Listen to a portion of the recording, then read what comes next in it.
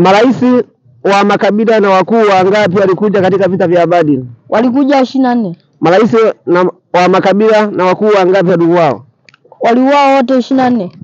Hazrat Bilal alikuwa mtumwa wa tajiri gani wa Arabuni? Hazrat Umayya bin Khalaf. Aliposlimu Hazrat Bilal, Umayya bin Khalaf alikuwa anamfanyia nini?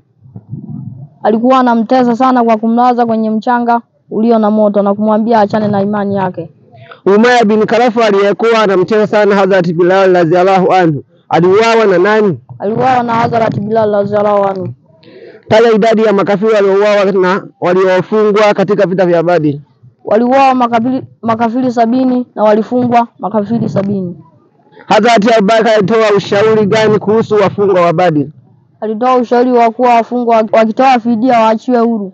Hazrat Umar alitoa ushauri gani kuhusu wafungwa wa Badr? Hazrat Umar radhiyallahu anhu alitoa ushauri wa kuwa wafungwa wauawe. Mtume alikubali ushauri wa nani kuhusu wafungwa wa Badr? Mtume Muhammad sallallahu alaihi wasallam alikubali ushauri wa Hazrat Abubakar radhiyallahu anhu. Mtume alisema nini kuhusu wafungwa waliokuwa wanajua kusoma na kuandika? Aliwaambia wafungwa ambao wanajua kusoma wakiwafundisha wataachiwa. Eleza umbali kutoka Madina na ilikofanyika vita vya Badr. Kilomita 158. Eleza umbali kutoka Makkah na ilikofanyika vita vya Badr. Kilomita 320.